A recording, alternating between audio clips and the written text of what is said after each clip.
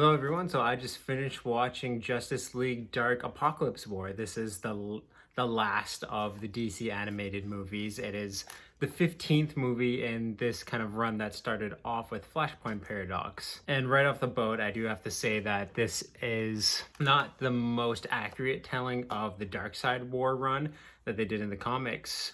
Well, years and years back, but I think it does do the storyline and then this run of film so much justice. It's awesome. It's epic. It is the epic finale we've all been waiting for. This is basically like the end game level event of these Justice League animated movies, or these DC animated movies, I should say. So without further ado, let's get into talking about Apokolips War. So as I was saying, this is the epic finale of this 15 film run.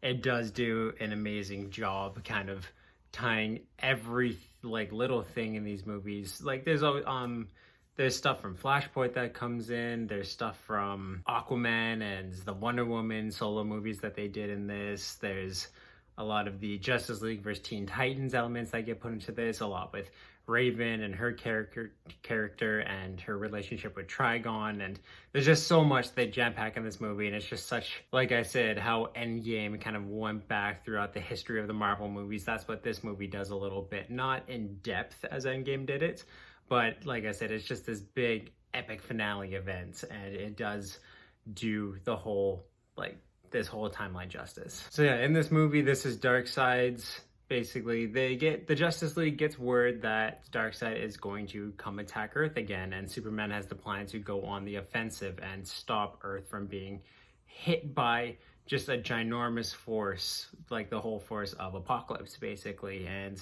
unfortunately, it doesn't go too well for them. I don't want to go into spoilers too much, but you see that something's about to go wrong, and then the movie cuts to 2 years later, and then you start to get flashback sequences. And this movie definitely is a little tough to watch because it's all these characters that you know and love, especially if you're like me and you've watched all these movies, you've really grown to care for them. Like, you have heroes and villains alike being slaughtered like it's nothing by Darkseid's forces, and it is like a little tough to watch, but they did a really good job adding all that weight into the characters and their motivations and the world, and it just makes it so compelling and amazing, and like you're cheering so much for them to watch. But yeah, this movie takes place about 2 years after that first event, and it does really follow the Justice League Dark, which is led by John Constantine.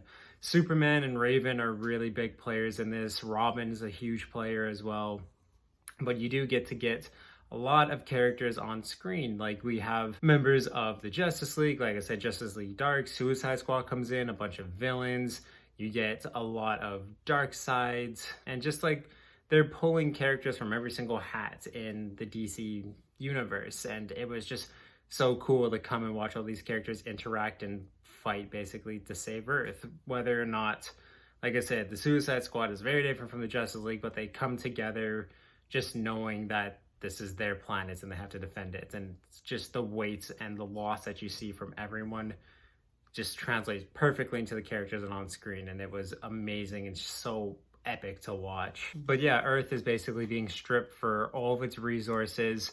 We get to see like characters. I don't want to spoil any of the deaths or anything in this movie, but we get to see like some of our characters basically reanimated and brought back to life by Darkseid's forces as androids, and it's just so haunting, and every single emotion is captured perfectly in the motivations of our characters, and it doesn't stop them from doing what they need to do. But just the weight of this movie is huge, the stakes are high, and like I said, it's a finale event, and I can't think of any better way that they could have done it. This was fantastic.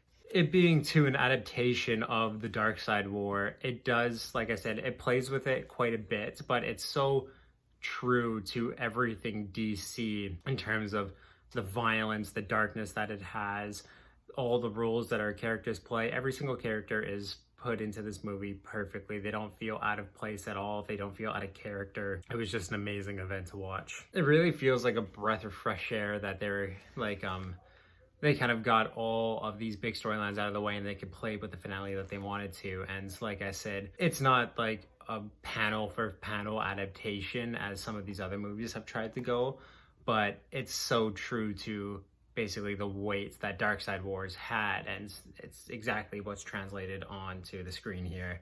And it was just amazing and fantastic to watch. And as a fan of comics, the live action movies, and especially the animated movies, it was just such a treat. Like I said, this was basically like DC's Endgame event, and they nailed it, absolutely nailed it. Because once again, all the animation and the fight scenes, the choreography is stellar. There's some amazing scenes.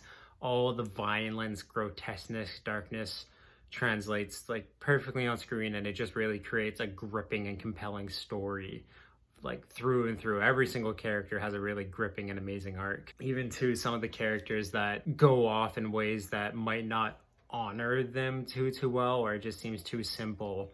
Just the whole stake of the situation, like it's war. I'm not gonna get mad about a character just getting shot or brutally murdered. Like I said, you see amazing characters that you've come to grow and love get slaughtered, and it's really tough to watch, but it grips and compels you that much more. There's scenes where like we see our characters get ripped to half, they're they're getting eaten, but at the same time we have characters like King Shark and who are eating people alive too. You have Bane who's ripping people's spines out. Like, it's a brutal movie. That's why I got the rated R rating. But for an event like this, I'm really glad that they went down that path, because it just made everything, of course it's a superhero movie, it's fantasy, but it just felt so real to the situation that they're in with all the powers that they have. And it just, like I said, made the whole situation that much more gripping, that much more exciting, and just that much more weight added to it to really compel you. There's a few times where some of the humor that they put into this movie felt really out of place, but kind of after thinking about what characters were saying it wasn't out of place for the characters at all. Like, you have Harley Quinn dancing around making jokes, same thing with Boomerang. There's just bloodbaths going on in the background, or like humor that isn't at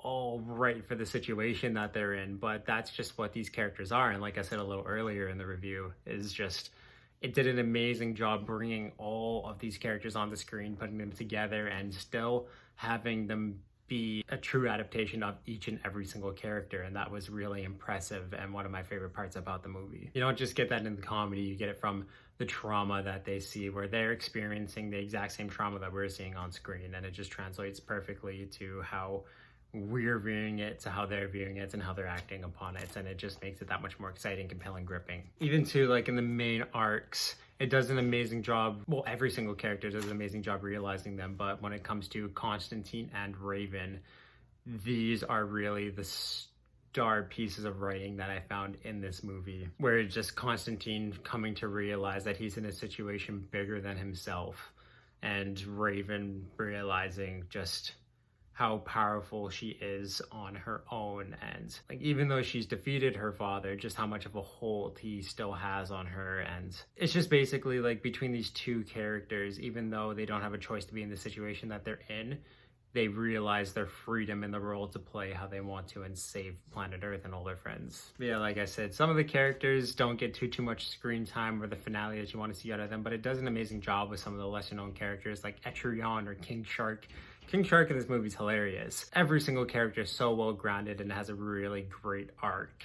And this movie is a lot about sacrifice, and it's, like I said, they don't shy away from it at all, and the grotesqueness that could come out of that. Like, this was just very well respected, not just for the points of the original storyline, but for the characters, but also just for this whole universe going out. It does an amazing job just building off of everything that it's built on and giving us the epic finale that it's been promising. Well, basically since Flashpoint, because this, I don't want to go too much into it, but Flash plays a major role in this film, and especially near the end of the film. And even though this is the last of the films, it really feels like they're gonna go for something of a rebirth, which is kind of like at the end of Darkseid Wars. That's when we started to get the DC rebirth. So I really hope that this isn't the very last animated film that we get from DC.